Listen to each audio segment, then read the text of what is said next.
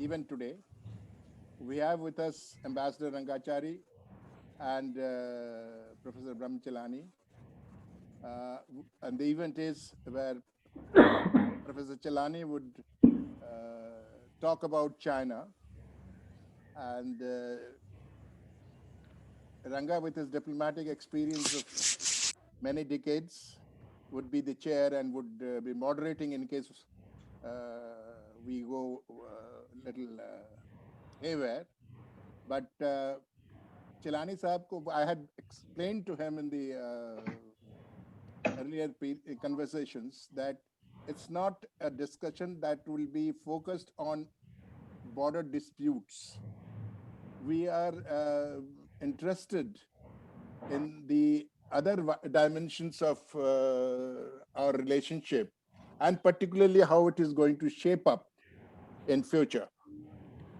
The problem that we have is that though China and India have been neighbors geographically, we were probably not very well linked. And we misunderstood each other quite frequently in the recent decades, beginning after independence also. The idea is to see the other dimensions also of this relationship, which both Ambassador Rangachari and Brahma Chellaney are requested to touch upon, because basically after the it's not that that China is not facing a certain degree of economic trouble, but it is somehow seen in the recent years being very aggressive on both in matters relating to border disputes we have already seen, but otherwise also aggressive in their posturing everywhere. According to one study made by CSIS, December 19, for immediate neighborhood, they have chosen 13 countries, which is in South Asia and Central Asia, where their public diplomacy to influence people have increased. But we have also found that prescription is not one. There are various prescriptions, ranging from what is it called, antagonistic cooperation. There is something like that which has been floated. I have not understood really what is antagonistic cooperation, but I understand that it should mean, to my mind, that we have to be very firm on our border dispute issues, but we need to find a way of working together on matters economic, because we are too deeply involved with China, so far as India is concerned. China also has certain dependencies, but not very much. At the same time, in the fifth plenum earlier this year, Xi suddenly have raked up dual circulation, which means that he would also pay attention to the internal market. If internal market is given emphasis by China, whatever little export we are making, what will happen to that? We do not know. The question is, yesterday we had a discussion, incidentally, about new technology and how do we compare with China, and the general impression was that we are not really going in a systematic manner.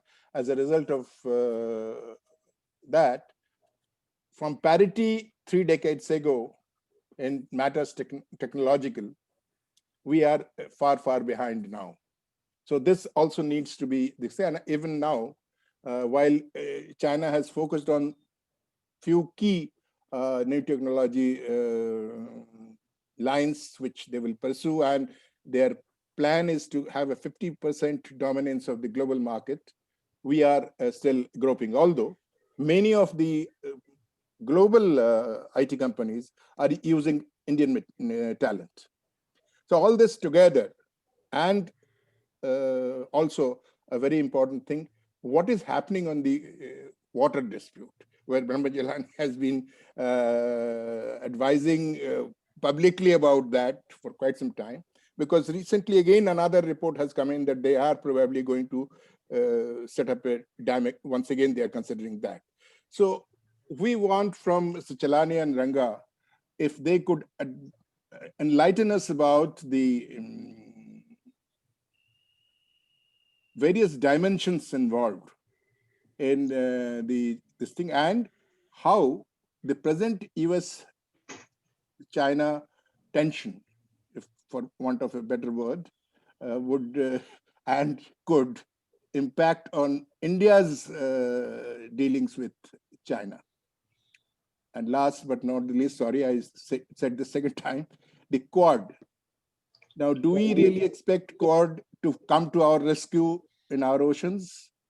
Or are we also necessarily making some other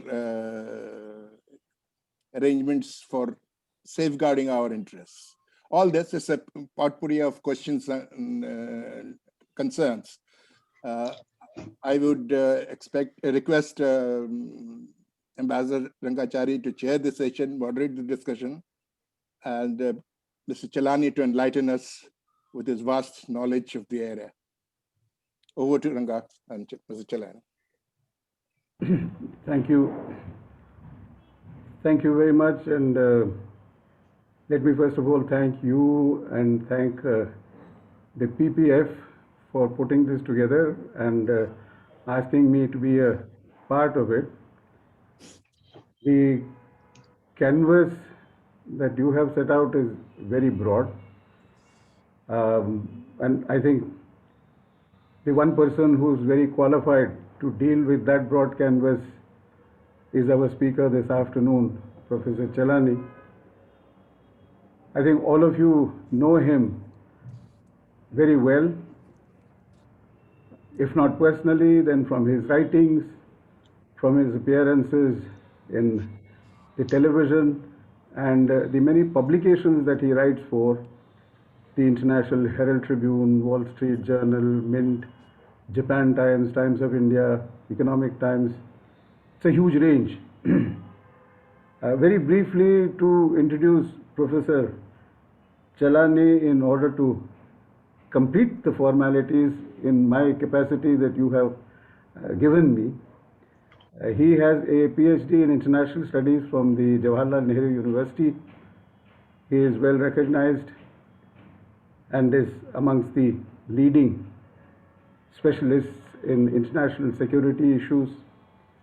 He is the author of 9 books. He has taught at Harvard, Johns Hopkins, Australian National University. It's enormous scholarship and erudition. The topic, to say China, it's a very, very, very broad subject, covers many issues, perhaps most of them unrelated to India. But sitting here, there is no way in which we can divorce India from any discussion on China. Yesterday, there were reports about the External Affairs Minister having given a talk to an Australian think tank. And in that, he said, according to the reports, that it's difficult to do business as usual with China when there is uncertainty on the borders. And the fact that everyone is puzzled as to why the Chinese did what they did, when they did, he said that the Chinese had given 5 different explanations at different points in regard to their actions. I was struck by this figure of 5, and immediately the thought that came to my mind was of the 5 principles of peaceful coexistence. The first principle is Kocha Chuchuan, which is sovereignty. It's a violation of sovereignty. The second principle is Lingthu Wanchang, which is territorial integrity, clearly a violation of territorial integrity of India. The third is Hu Pukan Shane Ichang, which is non-interference in internal affairs. And when the Chinese speak in terms of Article 370, the Parliament Amendment, etc., this has nothing to do with anything but India's internal affairs. The fourth principle is Phingtang Huli, which is equality and mutual benefit. I think it's going to be difficult for any reasonable person to find mutual benefit in the action that the Chinese have taken. And the last principle is Herping Kungchu, which is peaceful coexistence. And clearly, if you are going to have fully armed, well-equipped soldiers in such large numbers in the border areas, it certainly doesn't contribute to peaceful coexistence. But surely there has to be some deeper explanation, and that perhaps has to do with what is presently going on in China. Not least the fact that Xi Jinping very early on had flagged the two centenary goals. 2021, the century of the founding of the Communist Party of China, and 2049, the century of the founding of the People's Republic of China. And how whatever the Chinese have been doing in the course of the last few years,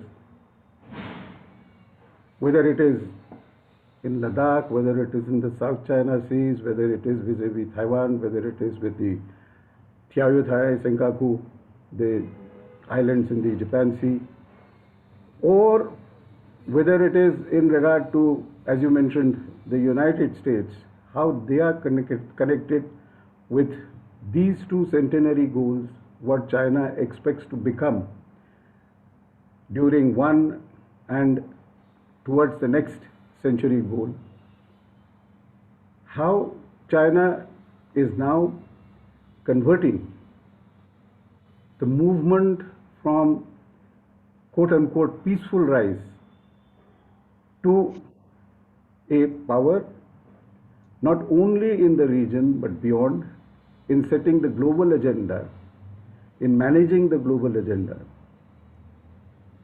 and in trying to control the global agenda.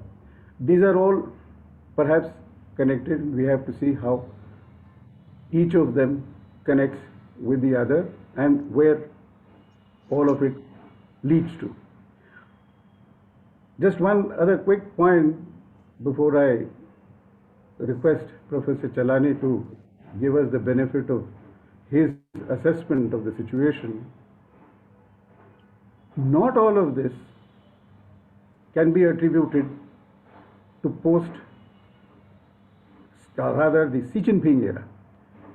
One can trace some things back even before Xi Jinping era, and one marker is the global financial crisis of 2007-2008, and this entire theory that was propagated about the decline of the United States, the withdrawal of the United States, and the rise of China instead. You would all know, and you would recall that during the first year of the Obama administration, Brzezinski had promoted this idea, and that was subsequently in some ways tried out by Obama, of a G2 between the United States and China. And there have been American scholars, serious scholars of China, who talked about how there was a phase of what was called congagement, that is to say competition and engagement, which then became coopetition, that is cooperation and competition. And now whether one of those goals is confrontation is something one has to see. And when one talks of Quad, etc., then these all become in some way linked to these kinds of understandings. I'm going to stop here because there is much else that can be said, but today we will hear Professor Chellaney, and I'm sure he will enlighten us in regard to the various aspects that have been put on the table, plus of course his own assessment of how he would like to look at China, uh, both in the context of its domestic politics, economy, etc., and in terms of how China is approaching and how it will approach the world. Over to you, Professor Chellaney. Thank you, Ambassador Rangachari. I can only offer a broad overview because Mr. Haldar has set out a large canvas. And so what I intend to do is provide a brief outline of China, especially in the context of India. And then we can cover the other issues in the discussion that follows. Ambassador Rangachari, how long should I speak initially?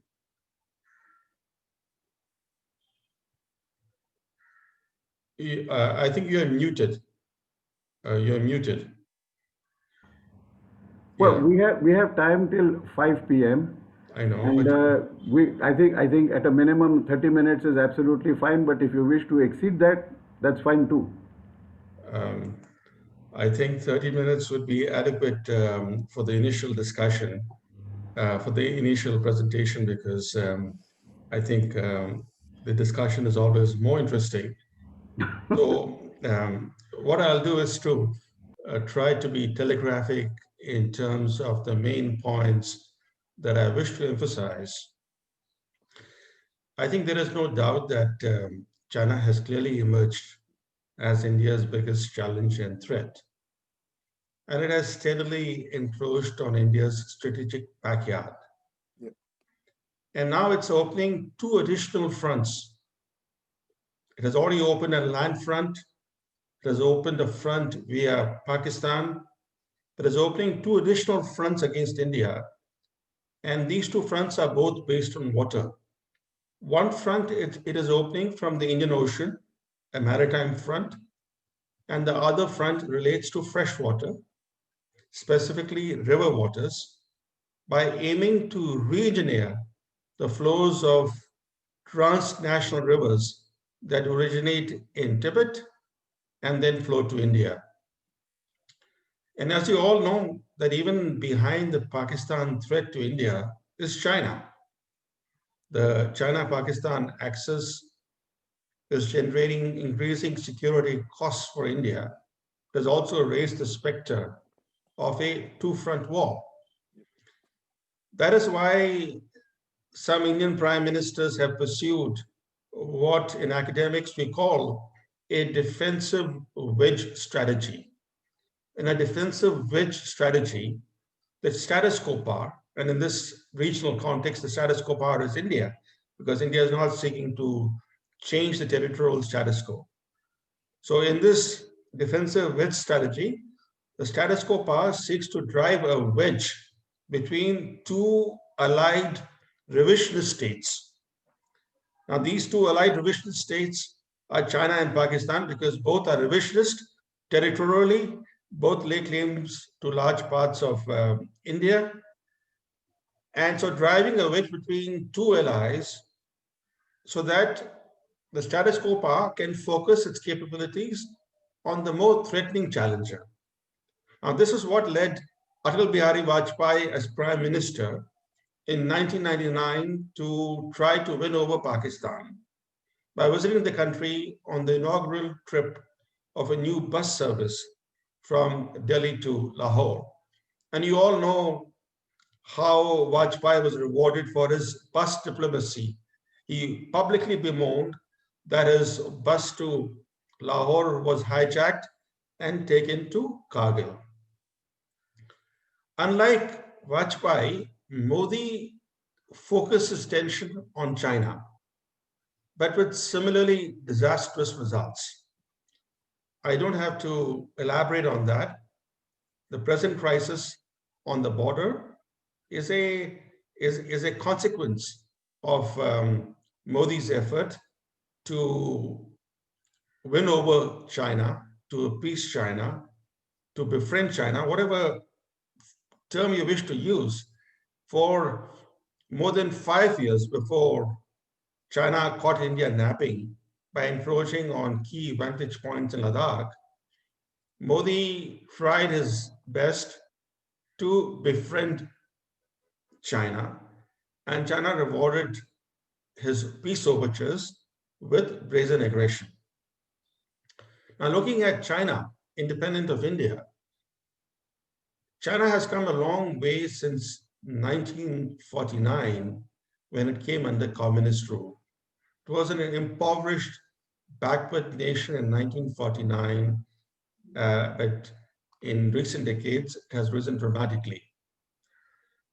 But there is also another aspect which finds little mention. China is today the world's largest, strongest, and longest surviving autocracy. 2 years ago, in 2018, the PRC marked a milestone by surpassing the Soviet Union as the longest surviving autocracy in modern history. Today, China is increasingly oriented to the primacy of the Communist Party. Its overriding focus is on domestic order. And that focus explains one unusual fact. All of you know that China's official military budget is mammoth, the second largest in the world after the United States.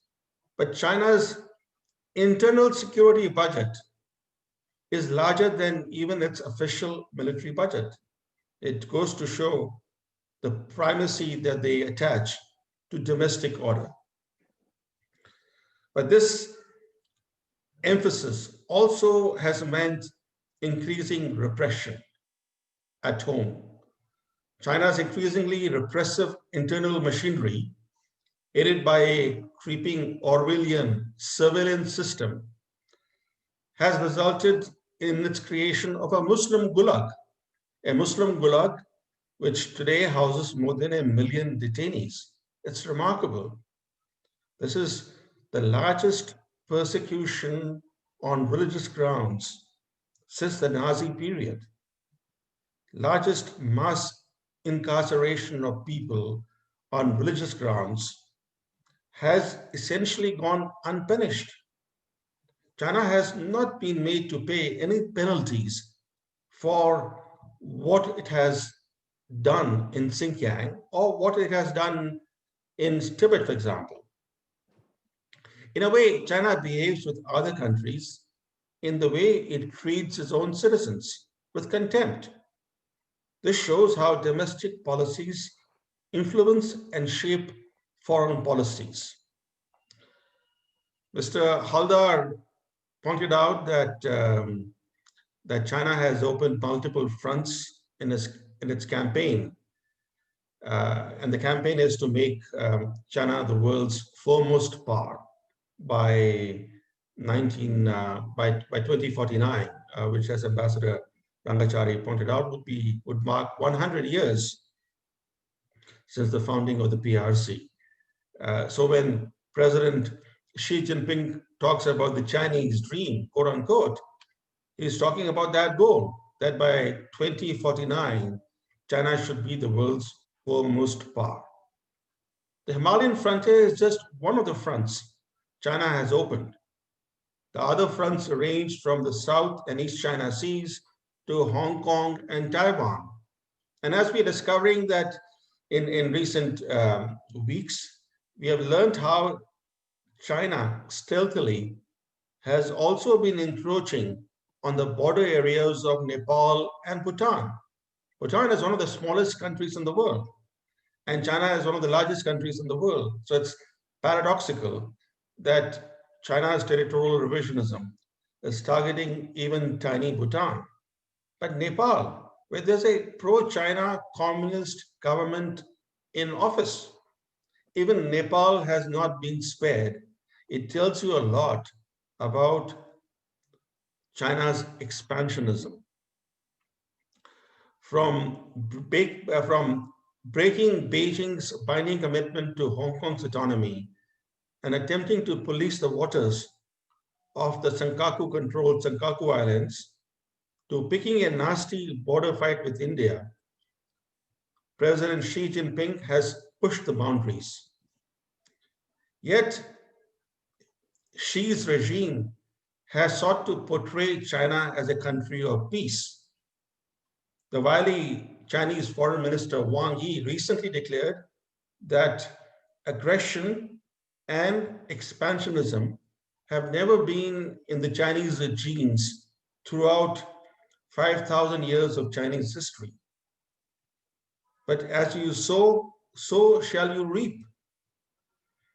The regime's muscular push to create a Sino-centric world order has invited a global pushback and triggered a fundamental confrontation with the United States. When history is written, 2020 will be regarded as a watershed year for China. Not only has 2020 provided a COVID shock to the world, but China has sought to use this global pandemic to accelerate its expansionism. But the consequence of China's muscular policies is that, as a recent survey by the Washington-based Pew Research Center showed, that China's image has taken a severe beating. Negative views of China in the world have now reached historic highs, especially in the West. In country after country in the West, China's image has never been worse. So 2020 will certainly be remembered as a turning point for China. In fact, because of the international pushback that China is beginning to face, President Xi's regime has announced that in the new 5-year plan that starts next year, China will be holding vast quantities of mineral resources, of even agricultural produce. So this indicates that they're expecting the international environment to become more hostile to Chinese interests in the coming years. Now, turning to Asia, China has two potential peer rivals in Asia. They are Japan and India. And the important parallels between the way China is pursuing its territorial revisionism against India and Japan. In fact, the ongoing Chinese border aggression against India also holds implications for Japan. To put it bluntly, China is pursuing a strategy of attrition, friction, and containment against both its rivals, India and Japan. And the purpose is to harass, encumber, and weigh them down.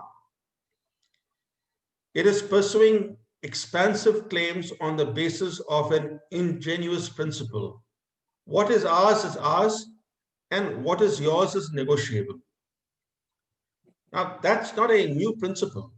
That's a principle that even the Mao regime pursued. What is ours, what is yours is negotiable.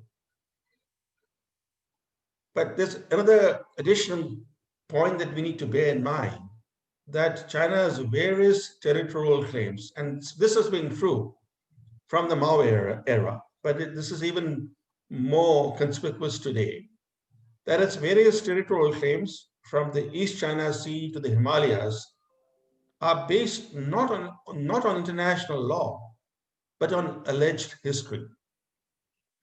In international law, a territorial claim must be based on continuous and peaceful exercise of sovereignty over the territory concerned. So a claim has to be based on continuous sovereignty and peaceful exercise of sovereignty over the territory that is coveted. There's absolutely no evidence, for example, that China ever had effective control over the South China Sea or the Senkaku Islands or the Galwan Valley, to just give you three examples. In mid-June, after the Galwan Valley clashes, they happened on the 15th of June. The very next day, China laid claim to the entire Galwan Valley, saying the Galwan Valley has always been part of China from ancient times. This is the way it lays claims to territories of other countries based on alleged history with no basis in international law. For example, there's absolutely no evidence it can cite of ever having continuous and peaceful exercise of sovereignty over the Galwan Valley. The CCP's record reveals that the CCP's practice is to create a dispute out of the blue or furtively occupy another nation's territory and then claim that the claimed area or the captured area was part of China since ancient times. This is what it has done through its encroachments in Ladakh, saying that these areas have been part of China since ancient times. Now, let me come specifically to what lessons India ought to draw. In my view, there are 5 lessons that India must draw so that we learn from the mistakes that we have made. And, successive governments in India have made mistakes because one of the greatest weaknesses of India is that prime ministers, rather than learning from the mistakes of their predecessors, seek to reinvent the foreign policy wheel after they come to office. So India has a tendency to repeat history. The first lesson for India is that China's aggressive actions bear no relation with the state of its bilateral ties with the country it targets. For example, the current Chinese aggression in Ladakh began just 6 months after President Xi Jinping declared on Indian soil, when he came to India in October last year, that China-India relations have entered a phase of sound and friendly development. When he said that on Indian soil, his aggression in Ladakh had already been planned and probably was already underway in terms of preparatory moves. Similarly, despite improving Japan-China relations, Chinese incursions into the Senkaku territorial waters and airspace increased dramatically last year as compared to the previous year. In other words, even as relations were improving between the two countries, Chinese incursions into the Japanese territorial waters and airspace around Senkaku Islands were increasing. Now, this should serve as a forewarning to India that the CCP's aggressive revisionism is unaffected by bilateral considerations, including diplomatic progress. How else do you explain the fact that even with a pro-China communist government in Kathmandu, China has been encroaching on Nepalese border areas in 7 different districts? A second lesson relates to booming bilateral trade. India is paying a big price, as the current aggression by China shows, for wrongly assuming that economic interdependence and high-level meetings would avert overt conflict. Before the Ladakh aggression, China's trade surplus with India more than doubled just under Modi's watch. when Modi took office in 2014, China's trade surplus with India was running at less than $2.5 billion a month. By the time China encroached on Ladakh areas this year, its trade surplus with India had risen to about $5 billion a month. What does this show? It shows that expanding economic ties, far from making China less aggressive on territorial disputes, only constrict the other side's strategic leeway. For example, in response to China's brazen aggression, India has refrained from slapping Beijing with trade sanctions or imposing substantive costs on China in other ways, such as stopping Indian companies from using Chinese cloud services. Chinese tech companies like Tencent and Alibaba are very active in India's cloud computing space, serving as the main competitors to their American rivals like Google Cloud and Microsoft. The reason why India has shied away from meaningful steps is because of the likely repercussions for Indian companies. Similarly, Japan's dependence on the Chinese market induces Japanese restraint, not Chinese restraint, induces Japanese restraint even in the face of provocative Chinese actions or statements. In one example of China's provocative moves, in recent months, China has sought to even police the waters of the Senkaku Islands as if these islands are under Chinese control. This is incredible. They try to police the waters of the Senkaku Islands as if these islands are under the administration of Beijing. The whole aim has been to weaken Japan's control and strengthen Chinese claims of sovereignty over them. Yet, at a time when the imperative for economic distancing from China has become apparent, Japan has gone in the opposite direction. Like Australia, it has decided to go in the direction of greater economic integration with China by signing RCEP last month. So, Japan and Australia are members of the Quad like India and the US.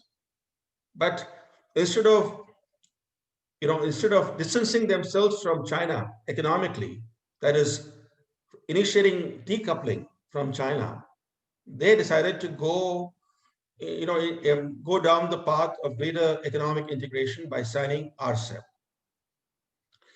A third lesson is that attempts to placate Beijing tend to backfire. After Modi became Prime Minister in 2014, as I said, he sought to befriend China. He took a number of conciliatory steps in the first 2 years of his term, including delisting China as a country of concern, liberalizing visa regime for Chinese. He met Xi Jinping 18 times in the 5 years before the Ladakh aggression. And all warning signs in the run-up to China's aggression in Ladakh were ignored. There's also a cautionary tale for Japan here. In 2018, Prime Minister Shinzo Abe visited Beijing. And that trip was followed by a clear Japanese policy that laid emphasis on improving ties with Beijing by exercising restraint even in the face of Chinese provocative actions. So even when China responded with the longest series of incursions into Japanese waters, Japan responded with remarkable restraint. The lesson is that avoiding counteractions in response to China's belligerence only increases Chinese bellicosity. This is how China changed the geopolitical map of South China Sea without firing a single shot or incurring any international costs. It first probed American reaction. It occupied Scarborough Shoal. It snatched Scarborough Shoal from the Philippines in mid-2012. The then Obama administration looked the other way, despite the US-Philippines Security Treaty that dates back to the 1950s. So that, for Beijing, was a revelation that the Americans will not react. Then they again tested the Americans in 2013 by doing small reclamation exercises in the South China Sea. Again, there was no American reaction, no real American response. They began large-scale reclamation only in December 2013. And by the time Obama left office, China had created 7 artificial islands and it had already militarized them. A fourth lesson for India relates to the strategy of China. After its disastrous invasion of Vietnam in 1979, China has focused on winning without fighting. This phrase is very important to understand China's strategy: to win without fighting. Deception, concealment, and surprise in peacetime are 3 key elements that have driven China's bulletless aggressions. From seizing the Johnson Reef in 1988 and the Mischief Reef in 1995, to occupying the Scarborough Shoal in 2012, and now occupying key vantage points in Ladakh. All these aggressions have been bulletless. The Ladakh encroachments occurred when a distracted India was wrestling with the COVID-19 outbreak by enforcing the world's strictest lockdown. The ancient Chinese military strategist Sun Tzu's advice to plan for what is difficult while it is easy led China to strike when India was very vulnerable. All of which suggests that a Chinese strike against the Senkaku Islands, for example, could come when China least expects it. A fifth lesson is that as long as China perceives strategic benefits as outweighing costs, it will persist with the strategy of attrition against India. So India's failure to impose substantive costs on Beijing risks locking India in a no war, no peace situation with China.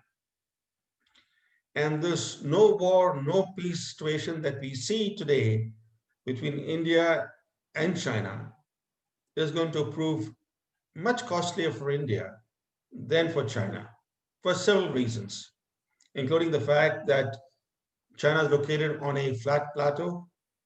The Indians are located on treacherous slopes, and it's far costlier and far more manpower intensive for India to defend a hot border than for China. So I've almost reached 30 minutes of my time. So let me just conclude with just one thought. India has spent decades being on the defensive.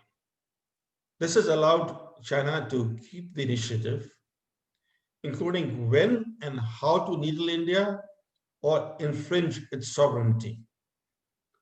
The initiative is China's. When and how to needle India, or when and how to infringe its sovereignty, that's China's decision. India needs to come out of its reactive mode to safeguard its long-term security. And I think it's time for India to turn the tables on China's machinations China's strategy of incrementally altering the status quo without incurring any tangible costs must be frustrated.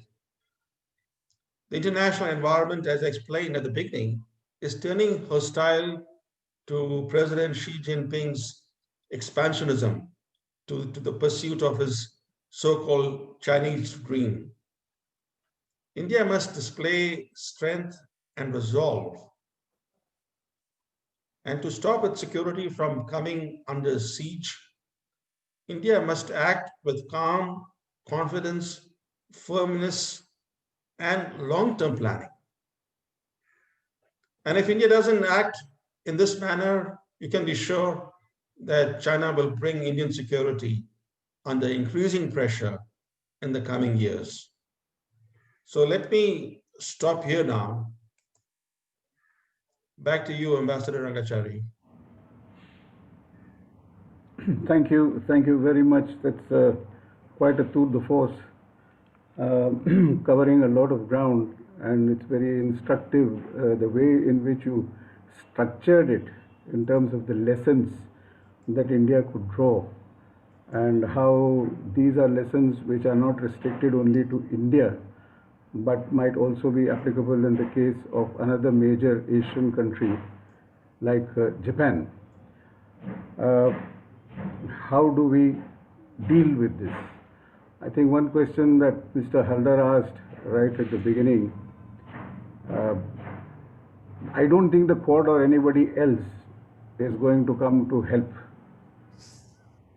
And I don't think anybody in India, I see the several people here who are present have held very high positions, so they would be in a position to confirm what I'm saying.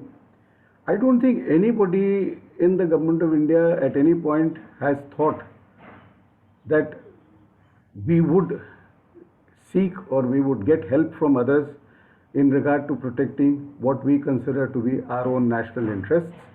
I think there has been clear across the board recognition that if we define something as being in India's national interests, then we will have to pursue it ourselves, we will have to defend it ourselves, and we will have to secure it ourselves. And I think that's a very important point that needs to get across. In the same way in which it's also important, I think those of us who've been in the government, I think you would agree with me that even while there has been successive governments have done this, there have been attempts to improve, strengthen relationship with China.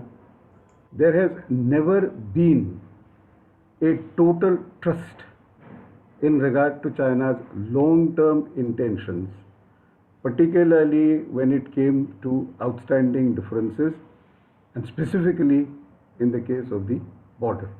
And I think this lack of trust is something that has been flagged again and again and again, including in the summit that took place in Xiamen, the summit that took place in Mahabalipuram. And it has repeatedly been said, and I must say in fairness that the Chinese have also recognized this, that it's necessary to take steps to bridge this gap in trust between the two countries.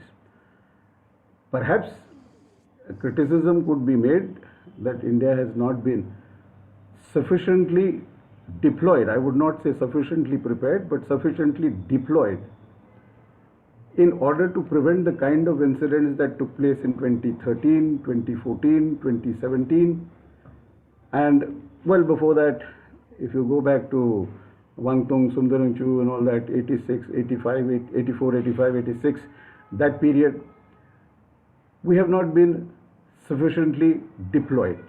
But then that has been a problem which is not today's problem. That was the problem in 1962 also. We had drawn a line, and there's nothing wrong in drawing a line, because the Chinese did exactly the same thing. They drew a line. But we did not have the necessary wherewithal to defend the line that we said was ours by being present there.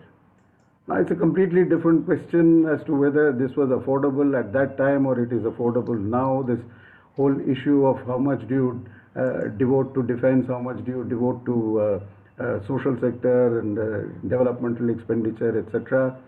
Is it necessary to be physically present in areas which nothing very much happens, and so on? These are all questions that can be discussed, but the fact remains that we were not sufficiently deployed in the way in which the Chinese. And I think the effort over the last 30 years has been to try and get around that problem by having confidence building measures. And both sides, at different points when these agreements were signed, 1993, 1996, subsequent agreements that have taken place, there were two assumptions.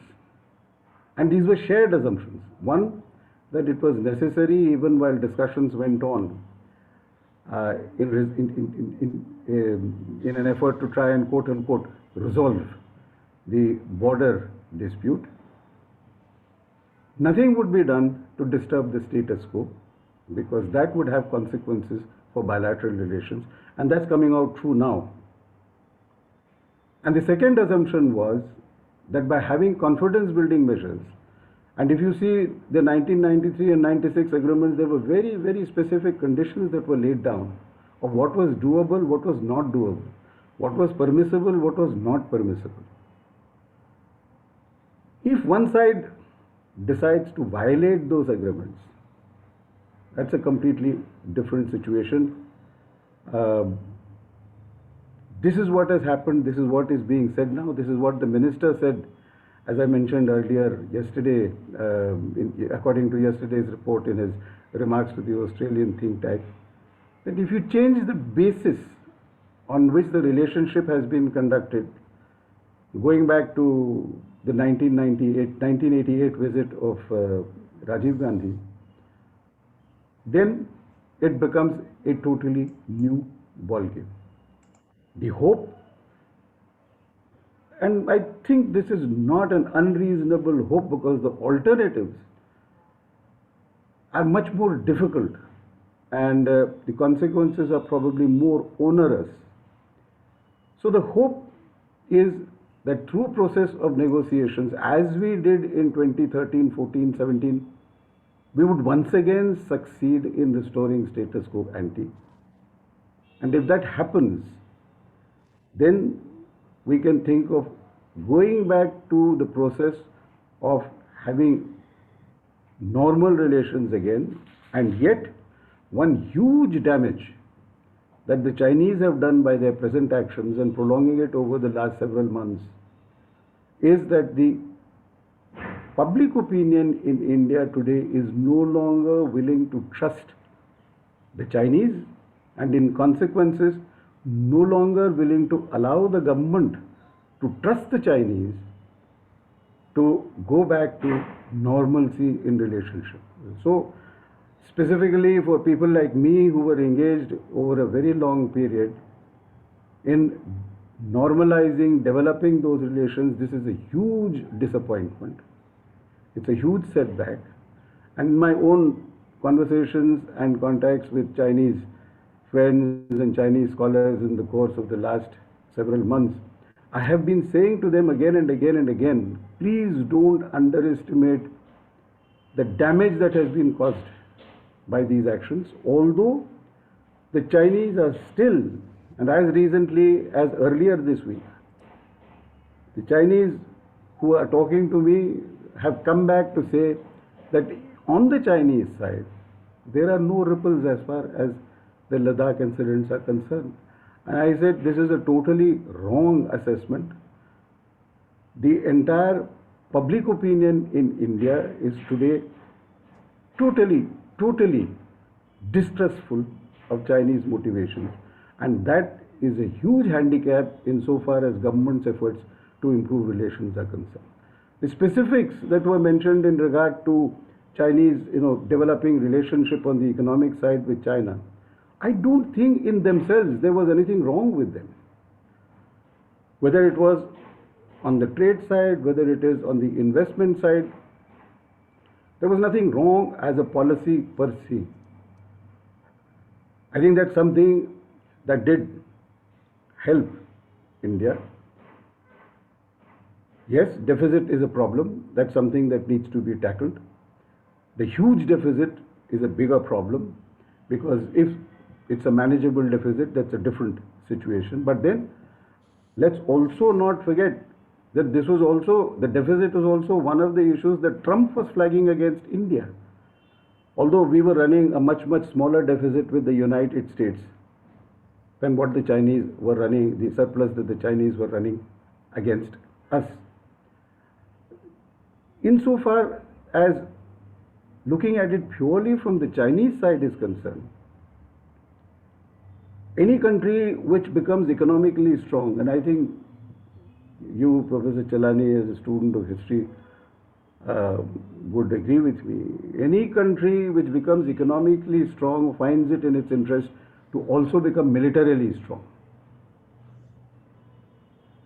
Where it then starts using the military for purposes other than defensive, it becomes a problem for its neighbors and for others.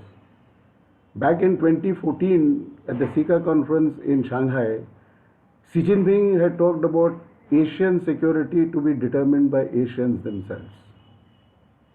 If one amongst the Asian countries becomes a problem, then either the rest of the Asian countries have to get together to prevent that single country from becoming a threat to their security, their peaceful development, or they have to reach outside. And therefore, from the point of view of a stated policy objective laid down by Xi Jinping himself, the Chinese actions today have actually turned out to be self-defeating. And as you mentioned in regard to that Pew Research, the negative image that has come about affects in the Asian region perhaps far more seriously. And again, as you mentioned in the context of Japan, I know how wary Japan had been in cooperating with India when it came to China over a long period of time. And it is these recent developments, not necessarily Ladakh, but these recent developments, going back perhaps over the last decade or so, has persuaded Japan that it has to make common cause with other countries in Asia in order to be able to contain is not a good word, but unfortunately there doesn't seem to be another appropriate word, China from becoming a baneful rather than a benign influence in this region. Purely from a domestic point of view, that's one thing which Aldar Sahab had raised, which you did not address, and I hope you would want to touch upon this now. The domestic situation, the many tensions within China, whether it is on account of developmental issues, whether it is in regard to the debt problem, whether it is social issues. I don't know whether you would want to say something on those now. Would you like to? Professor Chellaney? Well, I think the domestic issues is a broad subject by itself, and we can discuss that. But um, I'm afraid that if I start discussing the domestic issues, we will be completely off the tangent. Then it might be more interesting if I could submit to focus on keep the tension on China's strategic calculations and how they impinge on Indian and Asian interests, because the domestic part is interesting, but we need a separate discussion on the domestic aspects, to do justice to the complex domestic situation in China. Also, the way the surveillance system has been set up in China, which is the most extensive surveillance in any country in the world. It's incredible that how China has employed technology, often Western technology, to bring its own citizens under intense surveillance, and how um, it's now using technology which can identify individuals in terms of their ethnicity. You can distinguish between Han Chinese and Tibetans, or between Han Chinese and Uyghurs, for example. So this techno surveillance dictatorship that that China has, the domestic aspects of it are so interesting and yet so profound. We certainly need a separate session on that, and you probably can contribute more to that session than me. Okay. Okay, fair enough. I think if you wish to, we could keep the focus on the security issues and how it affects countries like India, Japan, and rest of Asia. Also, perhaps relationship with the United States. Maybe it's now time for anyone who wishes to offer a comment or raise a question to come in. So, would anyone like to do that?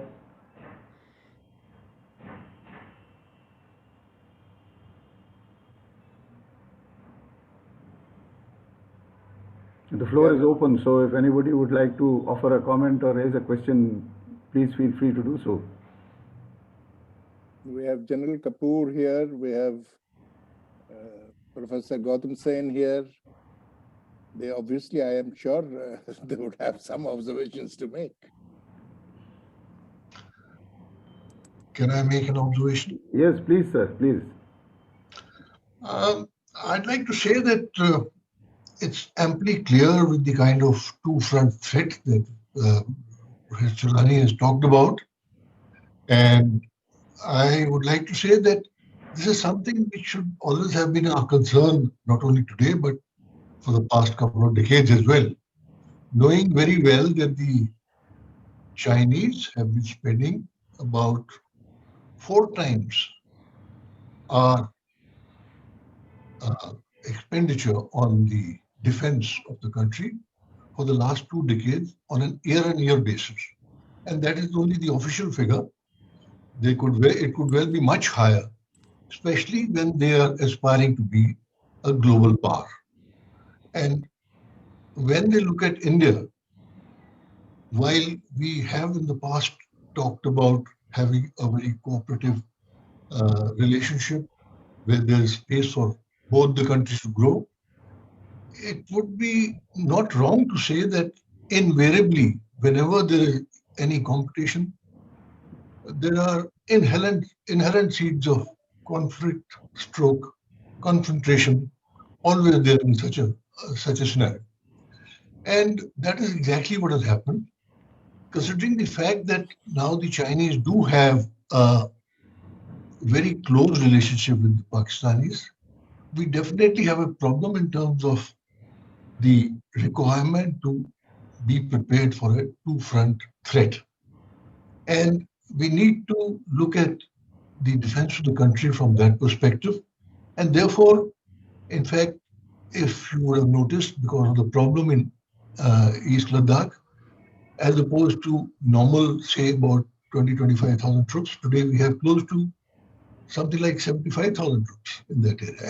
And let me assure you that purely in Siachen, in one particular brigade sector of Siachen, the expenditure of the country is approximately 1 crore rupees per day.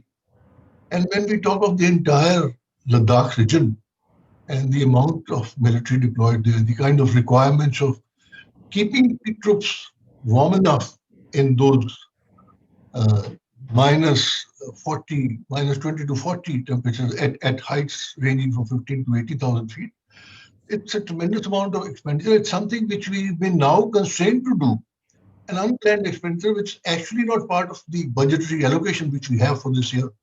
So what I'm trying to point out is we need to increase the allocation of the defense services a lot more if we want a relevant and modernized military to be able to face this threat.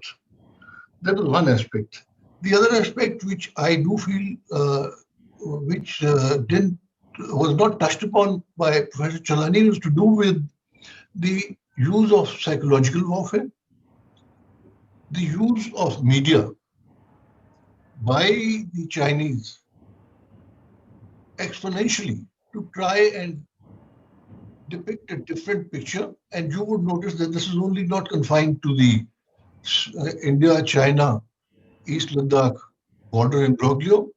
It is to do with COVID-19, its spread, is to do with Taiwan, is to do with South China Sea. Everywhere, there is a very well organized kind of cyber warfare which is carried out. And when we talk of cyber warfare, we also talk of wolf warrior diplomacy, etc., which is a highly organized art which they have seemed to have developed.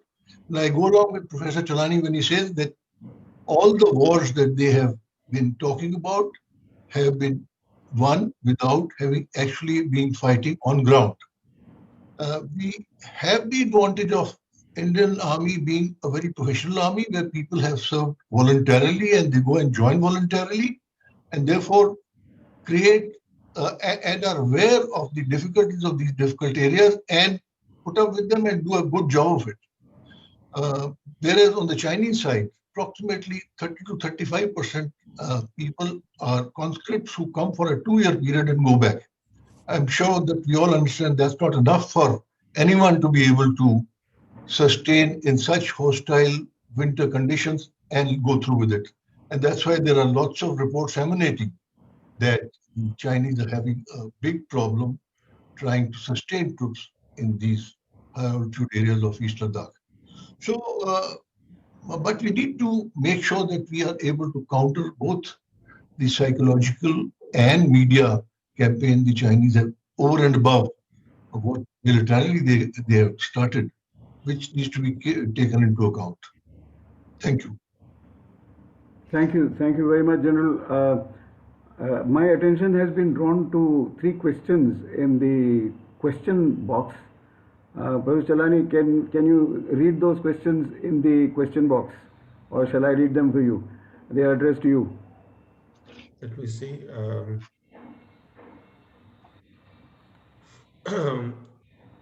They are in the question box.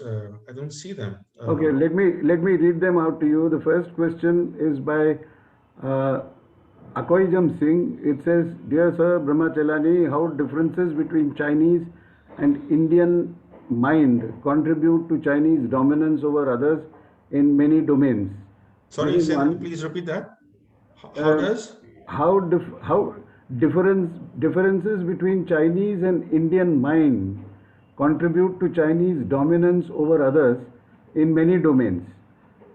This is a researcher from the PPF. This is one question. The second question is from Prince Kumar Poddar. The Defence Minister of India has stated that India's defence strategy on nuclear no first use policy may change in future depending on circumstances, as India faces security challenges and threats from 2 fronts, that is China and Pakistan, as said in this regard. Do you think India needs to change its stance on nuclear policy as stated by the Defence Minister? And the third question is by, again, Akojiam Singh. Dear Sir Brahma Chellaney, how Chinese political system makes capable control geopolitical scenario of today's world? So those are the 3 questions. One is in regard to the Chinese and Indian mind, one is in regard to the no first use, and the third is in regard to controlling of geopolitical scenario in today's world. Well, let me take these questions together. I think the first thing that we need to keep in mind is that in diplomacy, if you do not have leverage and aren't negotiating from a position of strength, you're not negotiating, but pleading with the other side to be reasonable. In other words, you're virtually begging. So leverage is critical. Negotiating from a position of strength is very important. And staying in extended talks and hoping for a reasonable outcome only aids the other side's strategy. And this is what's happened to India. If you look at the border negotiations, They began under Indira Gandhi in 1981 when I was a student. I was still a research student in 1981 when the talks began on the border. They were known then as senior level talks. They were at the secretary level. Then in 1988, the nomenclature change became the joint working group. There was nothing joint. They still sat on opposite sides of a table. Then the nomenclature again changed in 2003, became the special representatives talks. Now it's been decades since the talks began, and the talks have little to show. Similarly, we have been in the talks on the Chinese encroachments in Ladakh since May. So 7 months have passed by, and what have these talks yielded? They have provided China cover for several things. Cover for strengthening its hold on the newly encroached areas. It has given China cover to be seen as engaging India, and therefore to be able to tell the world that things are not out of control, that things are actually, that the issues are being discussed and the diplomacy is being given a chance. So it has worked to China's advantage, and it has given India little hope of restoring status quo ante. In fact, India has even now dropped. It no longer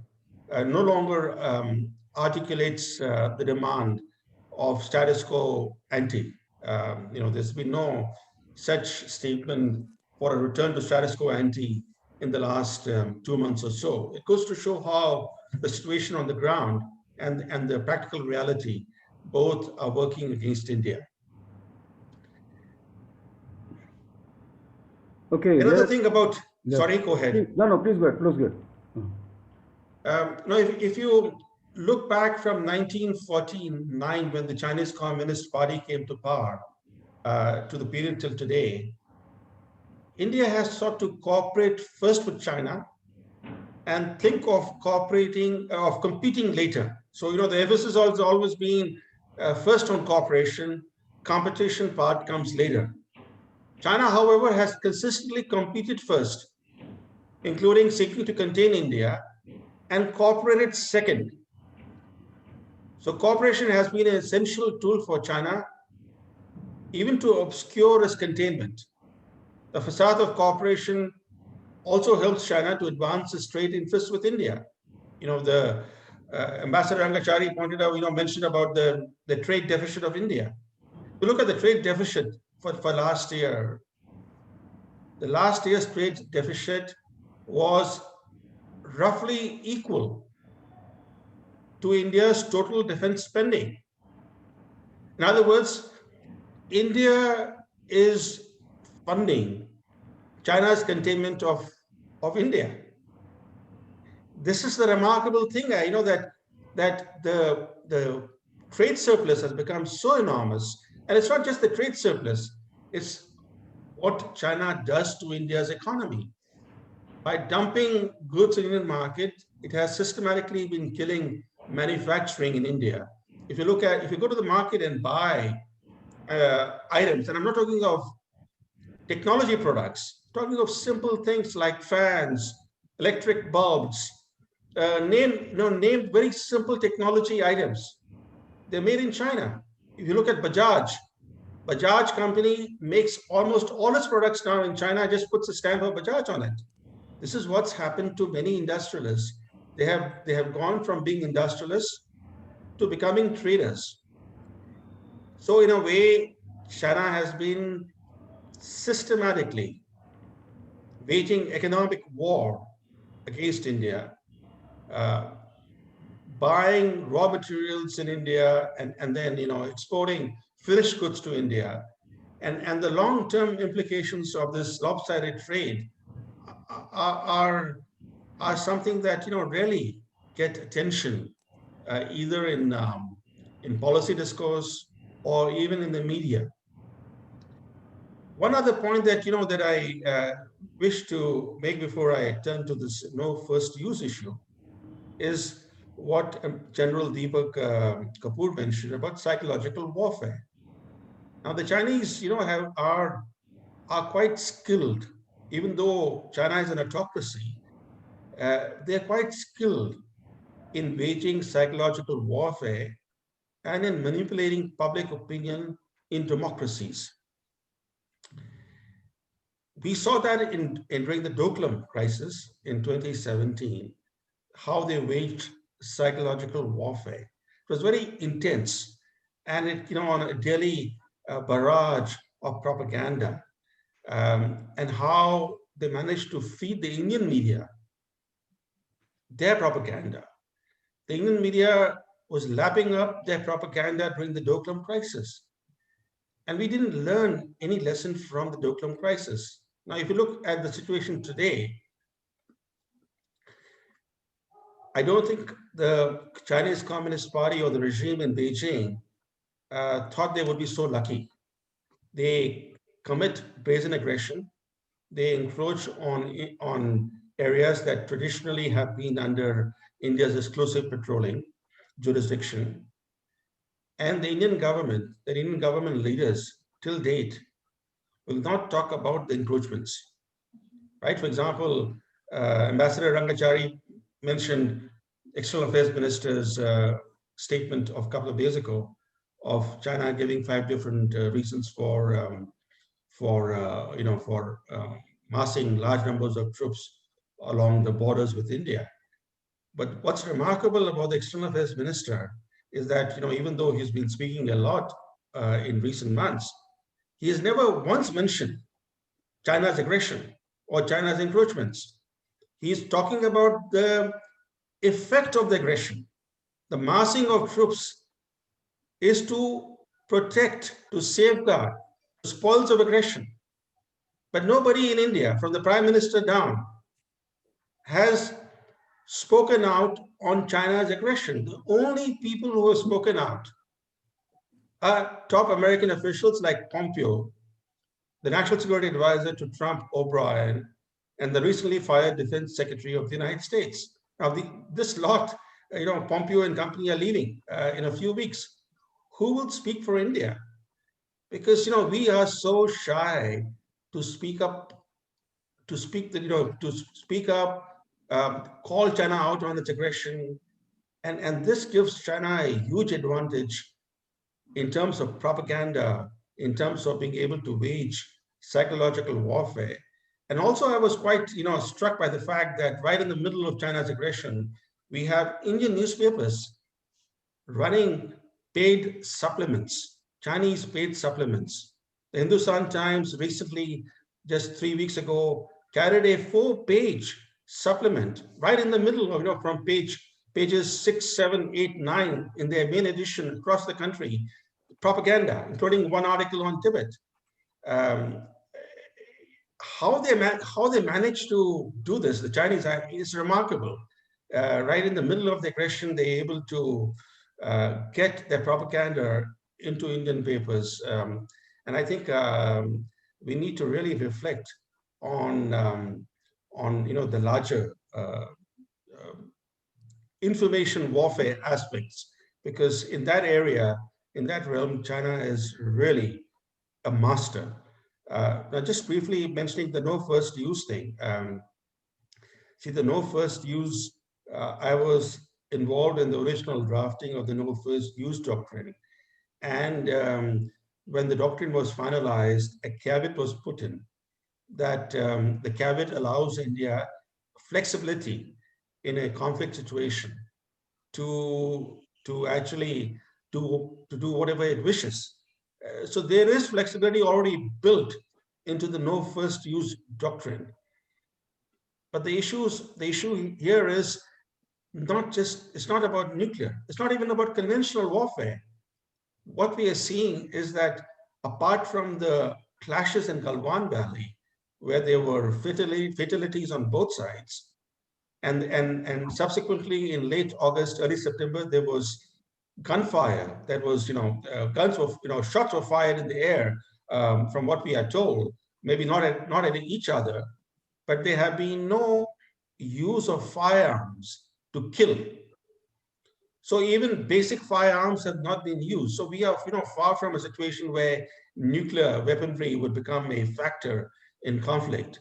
Here we are looking at a situation where, without using any military force, that is actual gunfire, China has managed to change the line of actual control in several key areas. For example, in Daepsang, in Galwan Valley, Hot Springs, Kogra, Kongkapa, La, as well as in Pangong Lake area, in these 4 different sectors of Ladakh, the line of actual control has been changed by China through military might, but without firing a single bullet.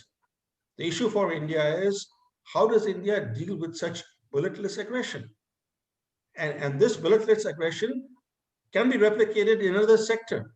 That's the reason why India today has mounted deployments all along the line of actual control, all the way from Ladakh to Arunachal Pradesh, because the last thing India can afford is the loss of further Indian territory.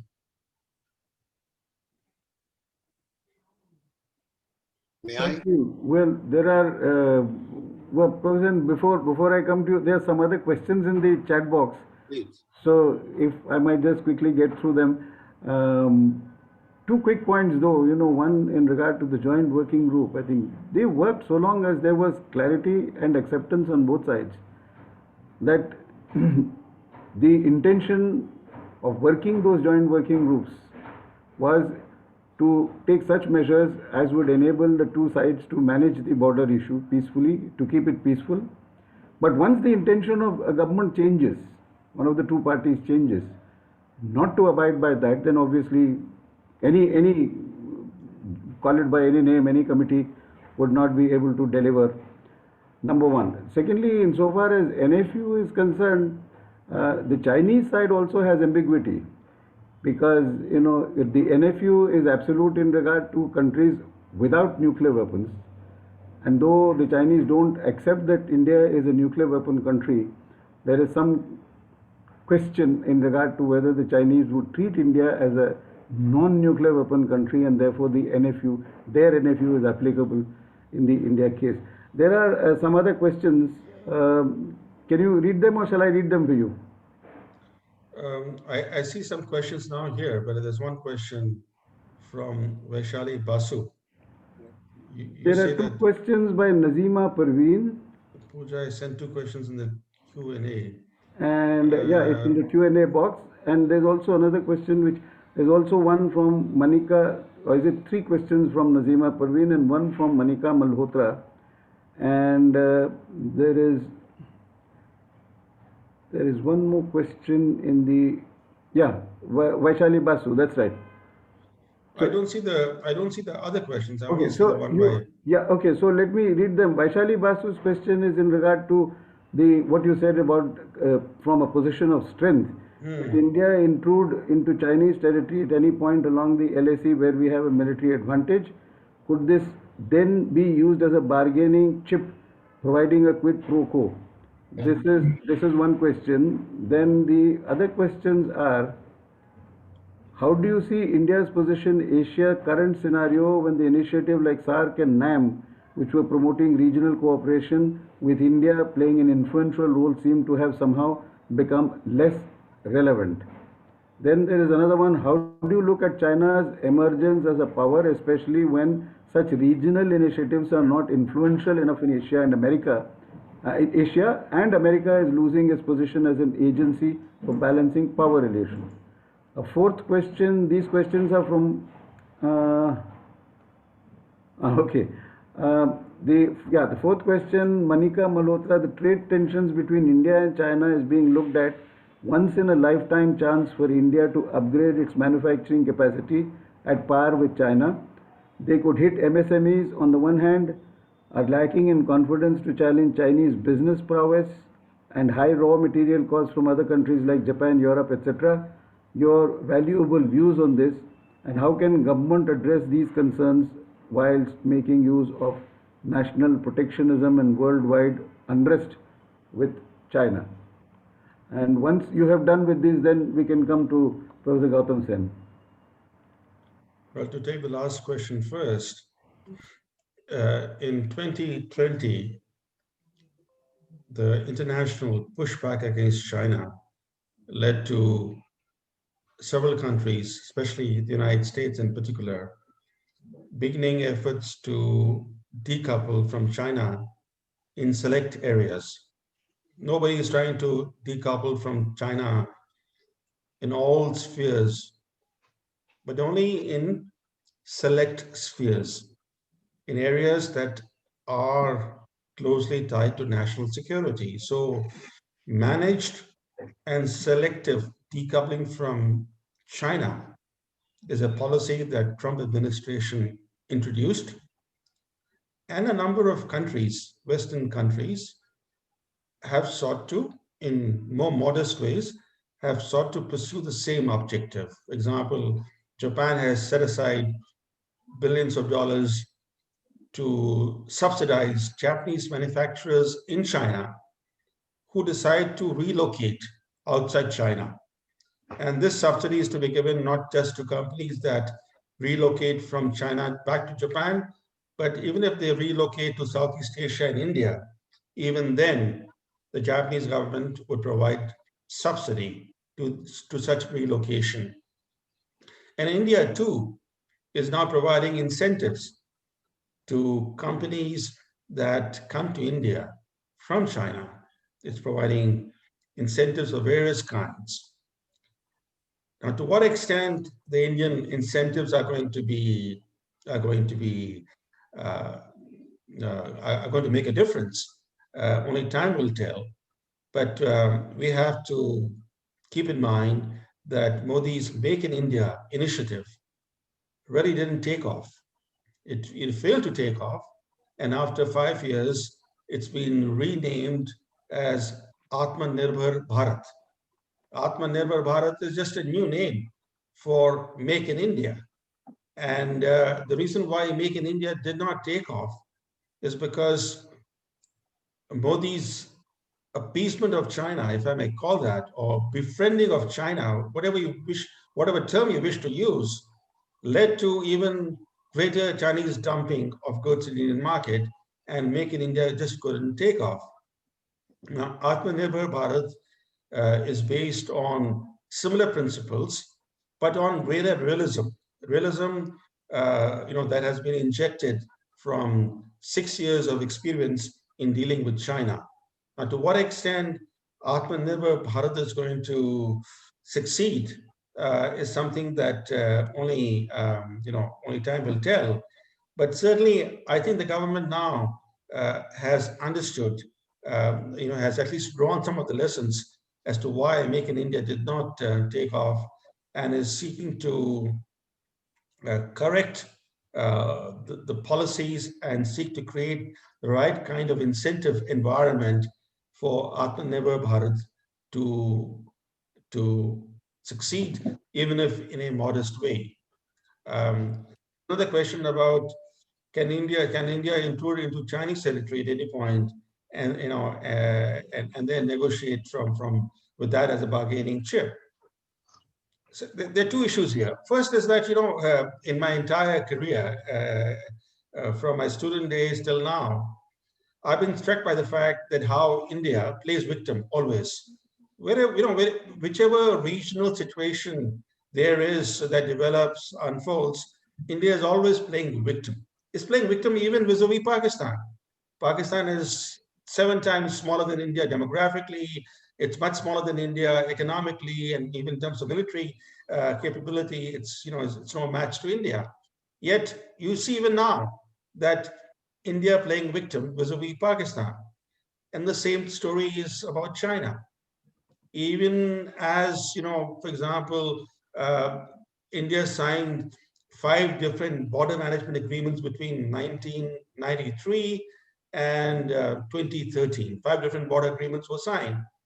In that period of 20 years, Chinese incursions and encroachments were happening. It was not that that suddenly encroachments have begun only in recent years and since 2013. No. If you go to the border areas of Ladakh, like I have been, I went 10 years ago, the local people will tell you how the border has changed in their lifetime. Especially, they told me how the border, the line of control had changed just in the past 10 years. Same thing, same as the story in Arunachal Pradesh. Meter by meter, mile by mile, China has been changing the line of actual control. Modi coined a phrase in 2014 as the motto of India-China relations. The phrase was inch toward miles. Inch toward miles was Modi's motto for India-China relationship. Ironically, that is the motto of the PLA's encroachment strategy. Inch toward miles is how they have systematically changed the border with India. Imagine if India had a similar no gunfire agreement with Pakistan. Now, this was, I'm talking of 1996 agreement that India signed with China, 1996. It was a CBM agreement of 1996, under which it was stated that either side will use firearms within 2 kilometers of the line of actual control. Forget the fact that there was no line of actual control that China recognized. But we entered into the agreement with an aggressive nation that had already shown its aggressive intentions in 1996, both through slow encroachments and also by laying claim to Indian areas, large tracts of Indian territories. Imagine if India had a similar no gunfire clause, no gunfire agreement with Pakistan. Pakistan would have been able to infiltrate large numbers of terrorists into India, many more than it has managed to do. So such agreements which seek peace and tranquility, which seek status quo, make sense between two status quo powers, two status quo states. But when one state is a revisionist state, an aggressive state, you sign such an agreement, you disadvantage yourself. Now, if you look at the 1996 agreement, it was a peacetime policing agreement, right? That it was applicable to peacetime policing of the border. Yet, even in a situation of this year, when China committed a preemptive strike against India in Ladakh and changed the line of actual control, we did not allow our own soldiers in the Galwan Valley to do what's necessary in an armed situation. The 20 deaths in the Galwan Valley could have been averted had we understood the clause of the 1996 agreement is not applicable to a conflict situation. It's only applicable, even in the literal sense, to a peacetime border policing function. But coming back to the specific question that you asked about, India being, why doesn't India intrude into Chinese territory and then negotiate from a position of strength? Now, that's what any military would do. I'm sure left to the Indian army, they would do exactly what you're suggesting. But the army does not operate on its own. It operates on political guidance. A lot has been made in the Indian media about how India managed to occupy certain key heights, Kailash mountain range. But let us not forget that those heights are on the Indian side of India's perception of the line of actual control. Those heights are not on the Chinese side of the line of actual control. If India were to encroach on key Chinese territories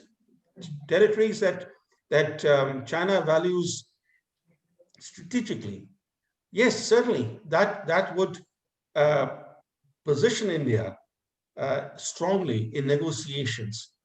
But as you know, several factors played a role. One was that the Indians were caught off guard because they did not expect this kind of treachery, and right in the middle of a pandemic, China to do this. So it took India several weeks to get its forces organized, acclimatized, and positioned in place. And by the time they were positioned in place and capable of executing certain aggressive maneuvers, the political leadership in Delhi decided to invest in diplomacy and did not give the kind of leeway to the army to do this kind of aggressive maneuvers and seize Chinese territory. But you're right, had India seized Chinese territory as a riposte, the negotiations would not have dragged on for 7 months with still no hope of a fruitful outcome. I'm sorry, about the questions about NAM and SARC. I was not clear. I did not understand that part. So I'll leave that unanswered. Yes. Well, what that question about SARC and NAM says is that how do you see India's position in Asia current scenario when the initiative like SARC and NAM, which were promoting regional cooperation with India playing an influential role, seems to have somehow become less relevant? So basically, what does India do if SARC and NAM are not very relevant? Well, there's no short answer to that. That's the reason why I was avoiding it. First, SARC. SARC is a framework that locks India in an artificial framework that is not in consonance with India's strategic interests. It locks India in the territory of undivided India. India's strategic interests are much wider. In fact, the term South Asia was invented by the US State Department in the late 1960s. Until then, India was considered to be part of Southeast Asia. Once ASEAN was created as a Cold War instrument, then Southeast Asia became associated only with ASEAN. And this new term, South Asia, came into being. The term South Asia is a term that India should not be using. But for that we will need a separate lecture. But as I said, SARC is a dormant institution. It's a dysfunctional institution. NAM itself is a dysfunctional institution. So looking at Asia through the lens of SARC or through the lens of NAM doesn't really tell you anything. In fact, today the story is about Indo-Pacific. It's the Indo-Pacific that is a strategic framework, because you will not understand the security dynamics or China's expansionism unless you look at the Indo-Pacific theater. Now, I don't want to say more because each of these subjects requires a careful answer, and you can't do justice by providing two-line answers. So let me stop here. Except that Indo-Pacific now, the latest statement that Biden has made and his defense secretary designate, General Austin, has made, has once again been substituted with Asia Pacific. I know. So India-Pacific also, we don't know whether the term Indo-Pacific, whether it will survive. Professor Gautam Sen, yes, sorry. Where do I start? It has been the most instructive display of what China is, what China has done, and what China is up to. I'm reminded of Gertrude Steinbrenner on her deathbed asked the colleague, what are the answers? And the colleague said, there are none. So she shot back and said, then what are the questions? We are confronted in an Indo-China relationship with the same sort of a paradigm. I'm a China watcher. I'm not a China expert. I'm just wondering that what type of strategic culture China is developing. When we know what the internal problems of China are, The Chinese military, I will be rude and I'll be blunt to say that it's the most corrupt army. It's the most unprofessional army. And more than that, it has developed over a period of time in which it has become politicized. Not only that, the entire Chinese society, if you even go to education, as somebody had pointed out the other day, corruption is to the core in the Chinese education system. If the children want to be educated in a particular school, you have to pay a bribe. If the child has to sit in the front seat, you have to pay a bribe. We are dealing with a country which has no norms. No norms in the sense of international law. No respect for anything, because in the early years, they violated every norm of intellectual property rights. They plagiarized, they carried books, they copied everything, they couldn't care less about it. I'm asking, what can India do as a practitioner? What are our capabilities? Imagine, even after 75 years, we have not been able to figure out that what is our official document related to national security. We have yet not visualized what will be our cyber security policy. It has been going on for 1.5 years. And I'm still waiting to see the end of the day when that document will be at least available. Narrating what China can do, what China is, I think there is no bigger expert than Professor Brahma Chellaney. He's been saying it for a long time. Diplomatically, we cannot undo what China can do at any point of time by taking the unusual step of pushing the door marked full. As a matter of fact, years back when I was a young officer and we were writing a manual, we used to call China as a narc force, a Chandal force. And somebody asked me that put the journal's what you call description in such a way that it leaves no ambiguity.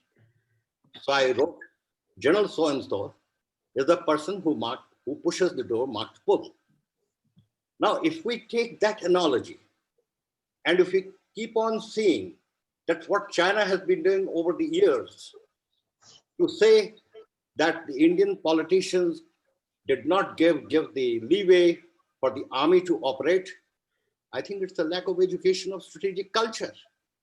Why should we be shy that when we can do something we are not permitted to do? I'm asking not questions, but I'm merely observing that which way the slide is sliding.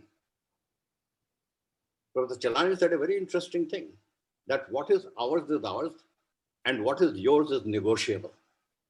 If that is the issue, which comes very true at times, then we have a real Leviathan up in our sleeves. In fact, we do not know how to deal with it unless we sit down and start correlating the domain, what I call is the realm of ideas, and the domain of public policy making, and bridge the gap between the two, which in India has never occurred so far. Academia works in isolation. Diplomacy works in another isolation. There are silos everywhere.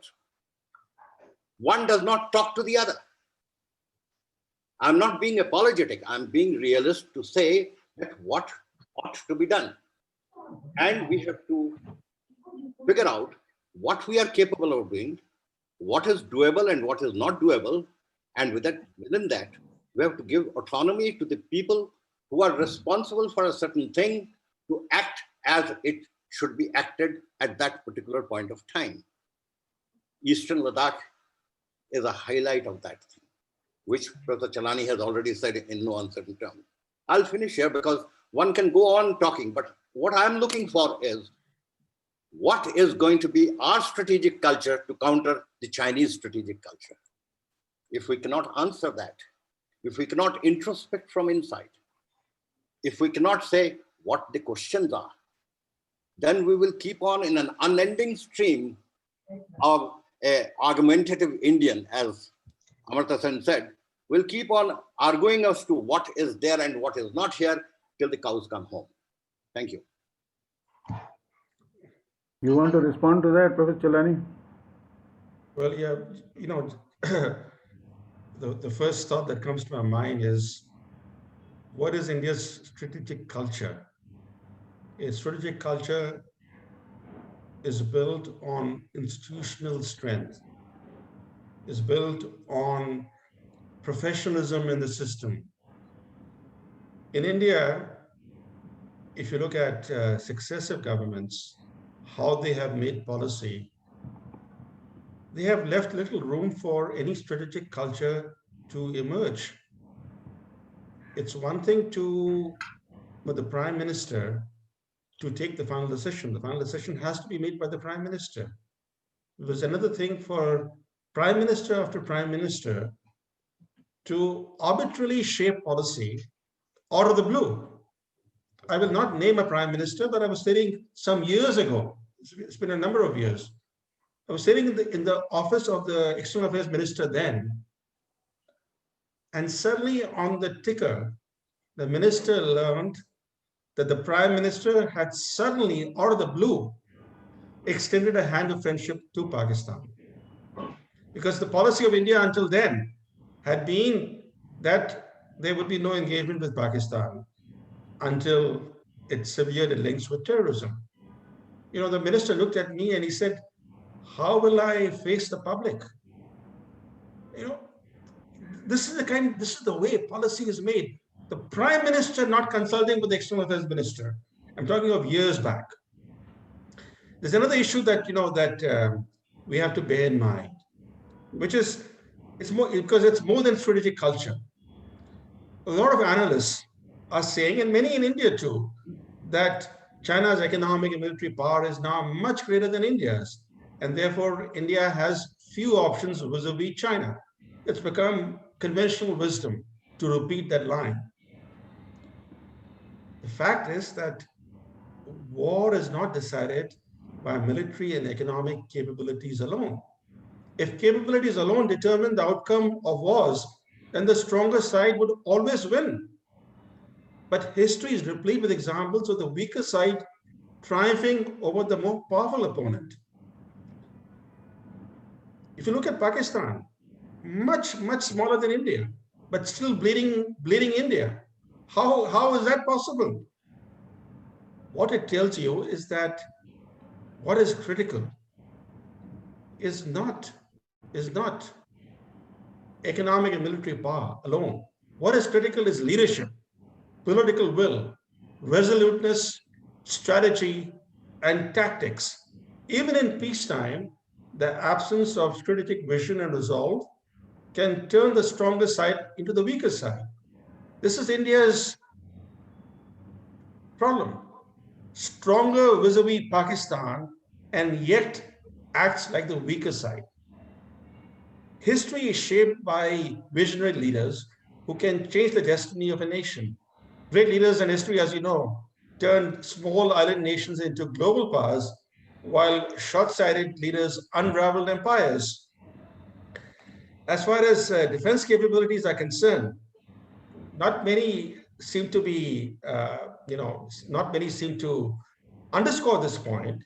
India has one of the world's largest and most experienced mountain warfare armies. And the fearlessness and bravery of its soldiers was highlighted in the Galwan Valley, even after a number of Indian soldiers were ambushed and brutally massacred. The Indians retaliated and inflicted with their bare hands heavy Chinese casualties. So in terms of capabilities, the Indian Army today is capable of repulsing a PLA attack and inflicting heavy losses. And India is not a revisionist state. India is a status quo state. It's seeking to defend its borders. It's seeking to ensure that its borders don't shrink further. But there's a bigger question, and it's the question that I asked earlier. Does India have the political will to deal with China, to take on China? But if you look at the Ladakh standoff and the military face-off that we're having all along the line of actual control from Ladakh to Arunachal Pradesh, it raises this question about political will, about unwillingness even to call China out on its aggression. I'm actually, when history is written, historians would be appalled that the whole year 2020 went by without any government leader in India calling China out on its aggression. We're talking about still, if it's the defense minister or the external affairs minister or anybody, they're talking about heavy Chinese military deployments at the borders, but not about Chinese encroachments. That is the trigger of the present crisis. The trigger of the present crisis is not Chinese military deployments at the border.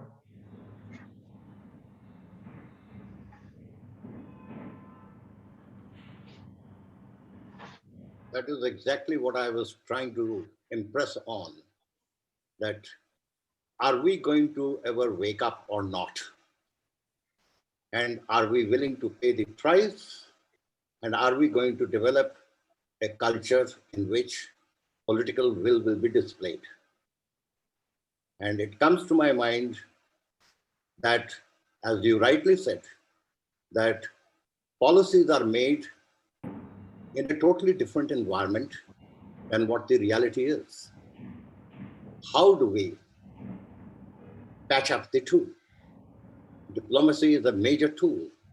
At the same time, credibility is not necessarily with the stronger person. You can always play the game of chicken and still get away with it. We have never permitted those who can play the game of chicken in the right place to play the game of chicken. That's my observation. If I could just make one point there quickly, which is that if you look at all the great powers that have emerged in modern history, yes, including the great powers that have emerged after World War II, including China, for example, they have first become military powers and then become economic powers.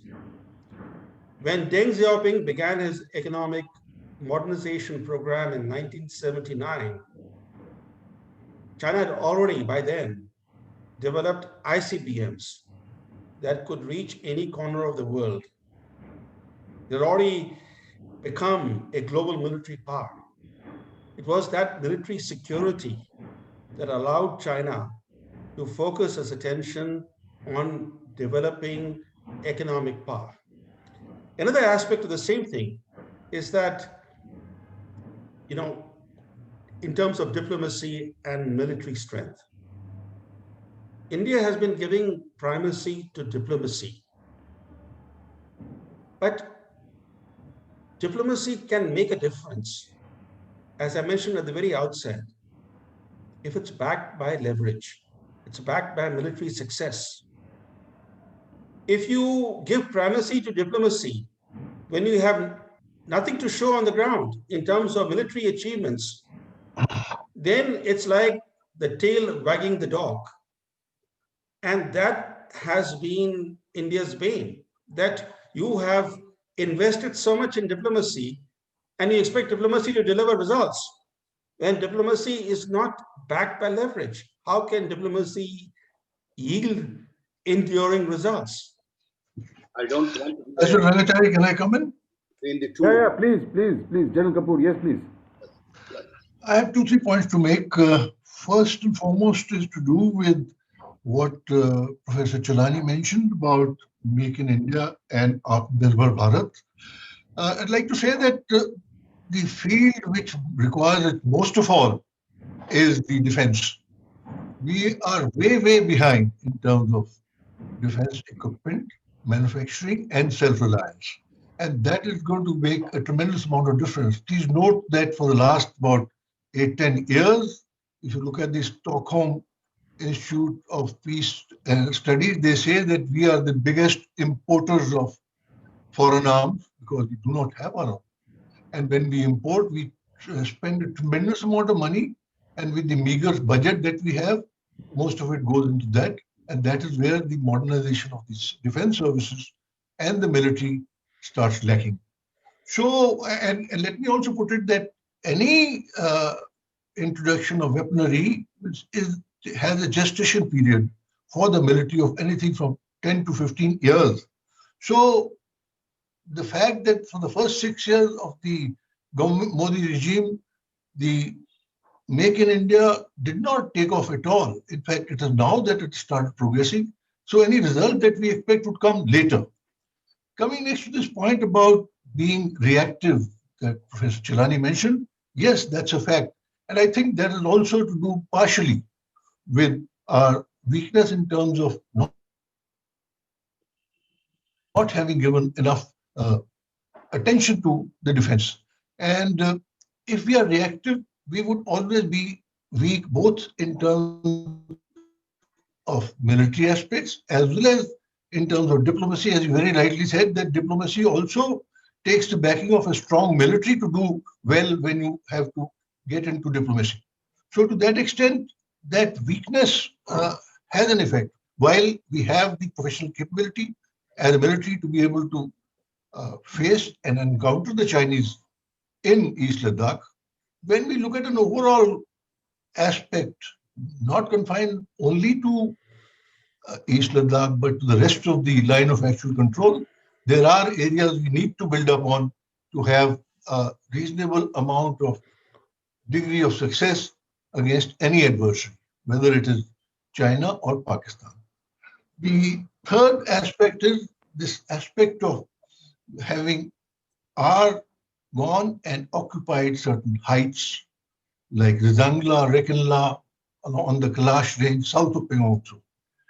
I think if you look at the kind of negotiations which have gone on between the Indian and the Chinese side till then, you would always have found that invariably the Chinese never gave away anything at all in those negotiations.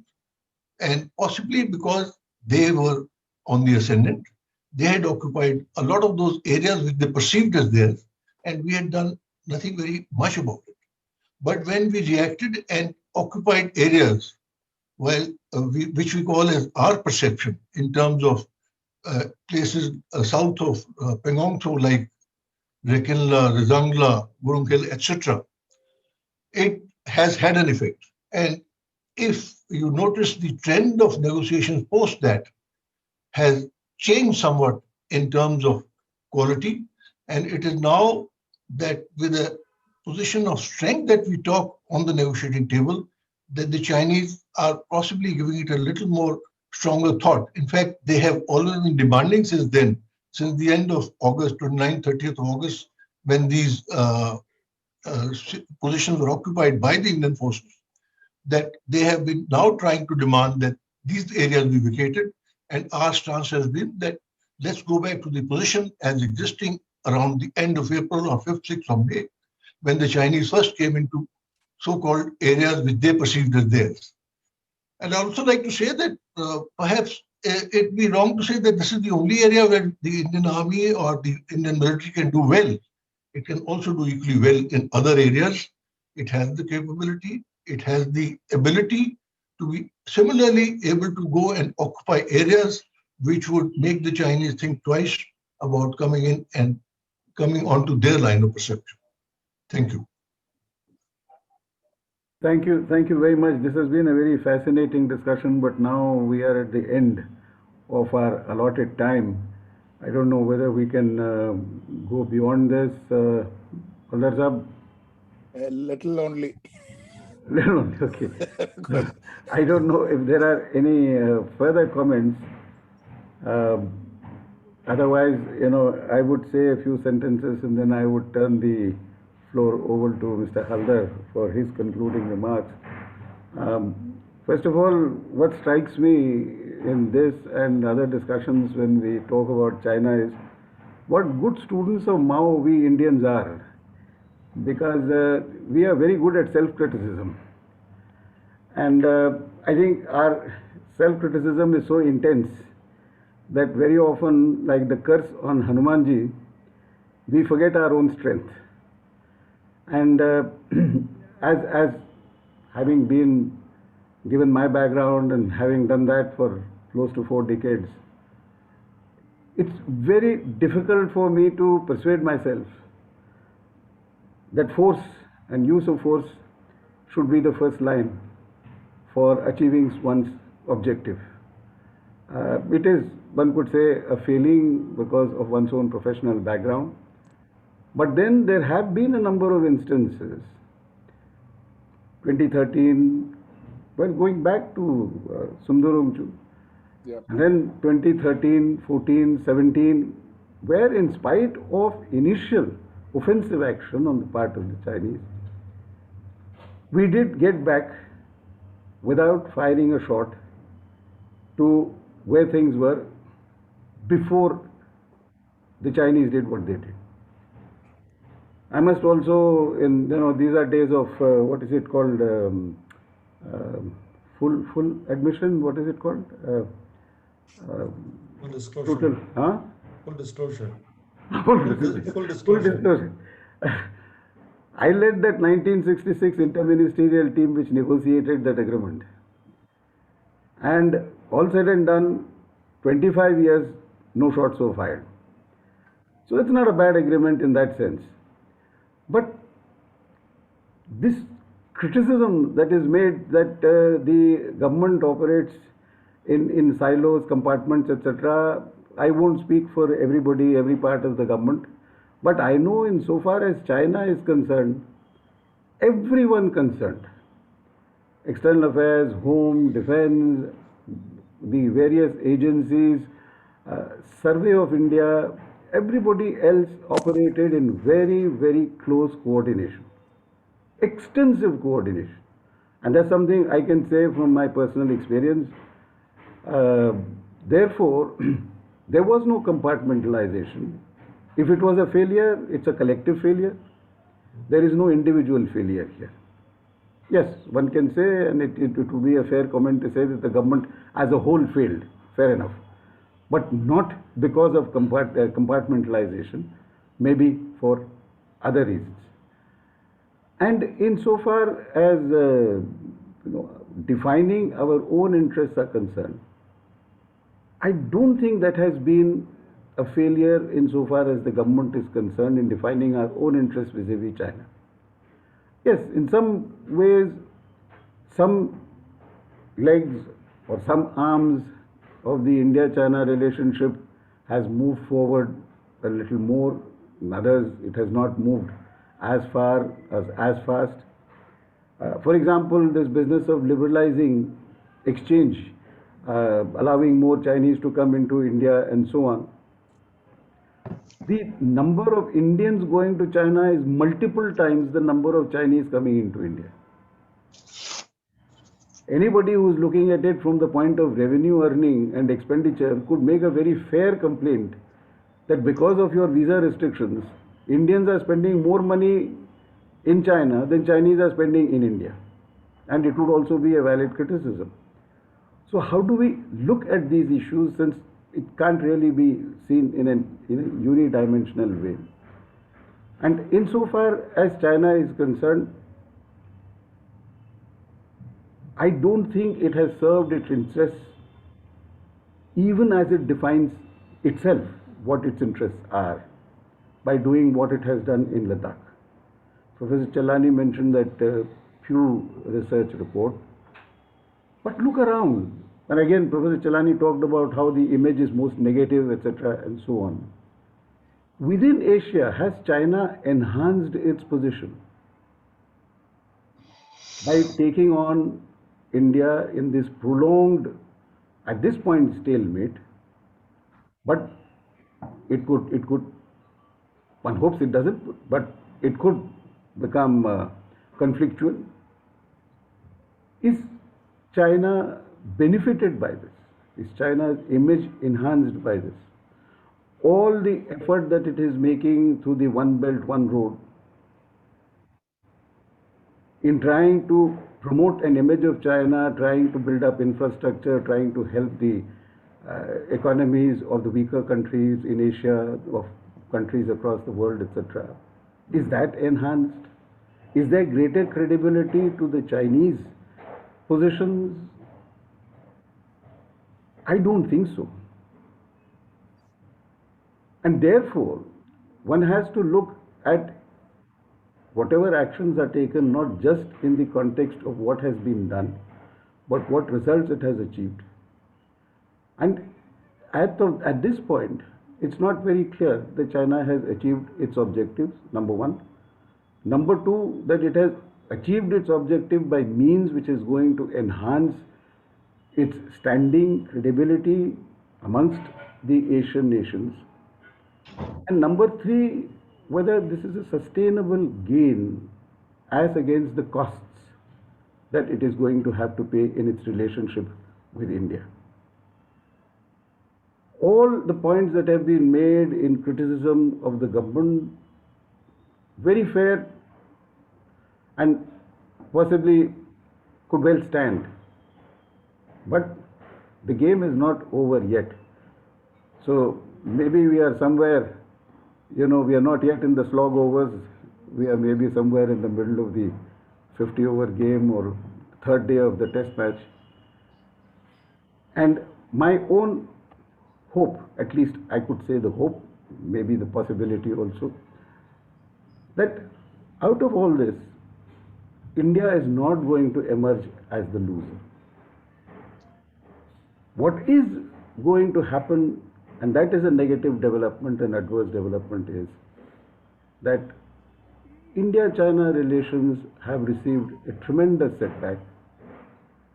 I fear that this setback, because of the age of communications in which we live, age of social media that we live in, it's going to take it's going to be much more difficult and perhaps more time consuming to repair this damage than the 25-year hiatus between 62 and 88. And in that sense, for somebody who has been involved in stabilizing, normalizing, strengthening bilateral relationship, I feel very disappointed and I feel very sad, because I think it's going to be very difficult to regain what we have lost these 7 months as compared to the last 30 plus years. I'll stop there. Thank you very much, and I'll turn the floor over to my friend Haldar. I think it was a wise decision to ask me to chair this meeting. That way, I wouldn't speak too much. Thank you. Thank you, both Professor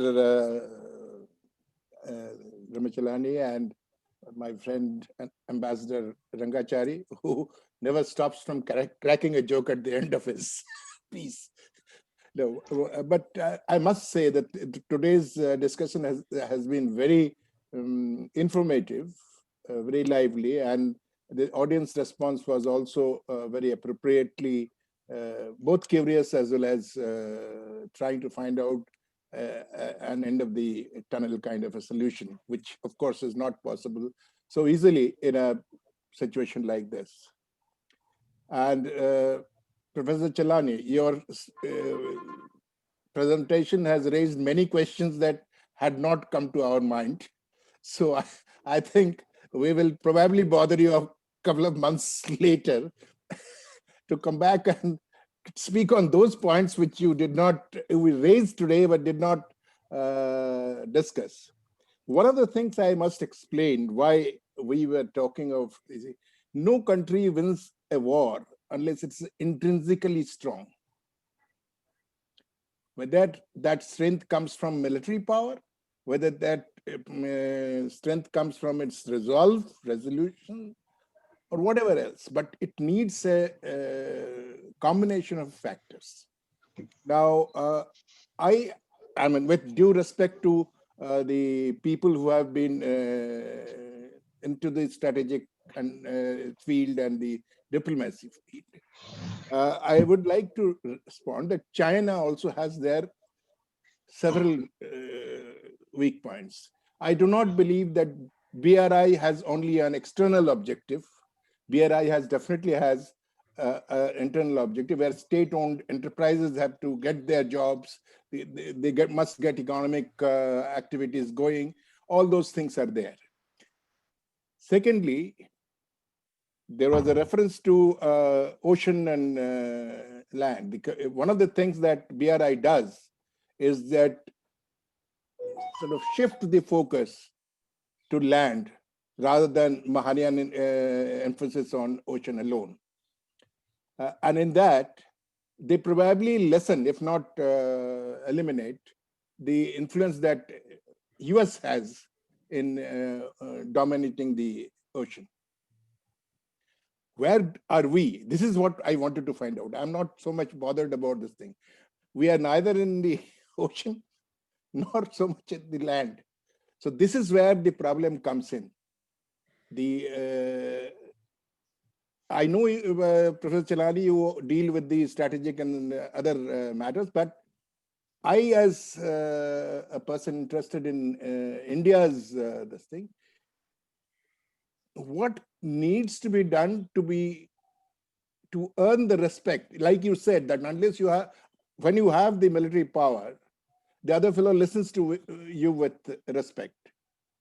Now, what is that we need to do? That is what we are trying to look for. I mean, problems have been identified by many, and we have also heard them. So I'm just giving you a preview of what questions we'll ask you next time when we request you to share your views. But on the whole, this has been a very, very good and accelerating exercise to listen to you. You have raised many questions in my mind, so which will naturally help us all here. But thank you very much for your presentation, and Ranga, as usual, a very competent moderation of views. You never allowed us to sort of go away from the line that we have to follow. You did it in the past, you are doing it now. Thank you very much. Thank you. Thank you. Thank you. Thank you very much. Thank you, Professor Chellaney. Thank you. Thank you.